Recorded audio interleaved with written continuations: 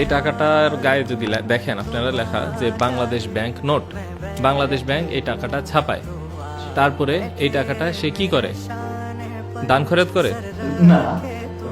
তাহলে এই টাকাটা বাংলাদেশ ব্যাংকের ভল্ট থেকে আপনার হাতে কিভাবে আসলো? আপনি তো চুরি করেন নাই, আমিও চুরি করি নাই, আসলো কিভাবে? সে দানও করে না, বাংলাদেশ ব্যাংক কোনো ব্যবসায়ীও না, আমি চুরিও করি নাই। একমাত্র একটা উপায় আসে, সেটা হচ্ছে ঋণ। এবং এই ঋণটা কি সুদমুক্ত? না। তাহলে টাকাটা ছাপায় কে? বাংলাদেশ ব্যাংক। এবং ছাপানোর পরে সে সরকারকে অথবা অন্যান্য ব্যাংকে ঋণ দেয়।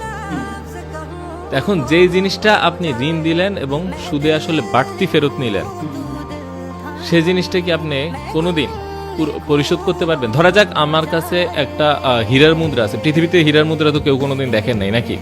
এখন আমি 1000 হীরার মুদ্রা আপনাদেরকে ঋণ দিব, 100 জন ব্যক্তিকে, 1000 জন ব্যক্তিকে আমি ঋণ দিব। দেওয়ার পর বলবো যে 1000 হীরার মুদ্রা আমি ঋণ দিয়েছি, এখন 1100 হীরার মুদ্রা ফেরত দাও। কেউ কিন্তু হীরার মুদ্রা চোখেও দেখেন, তৈরিও করতে পারেন না। তেমনি এই টাকাটা বাংলাদেশ ব্যাংক ছাড়া আর কেউ তৈরি করতে পারে না। সে এই টাকাটাই ঋণ দেয় এবং বলে আরো বেশি টাকা আমাকে ফেরত দাও। সেটা কিভাবে সম্ভব? এখান থেকে বাঁচার উপায় কি, এটার সলিউশনটা কি? প্রশ্নটা হচ্ছে যে এরকম যে আসলে আমার জন্ম কারাগারে, মৃত্যু কারাগারে, বংশ পরম্পরা কারাগারে, কারাগার ছাড়া কিভাবে বাঁচবো?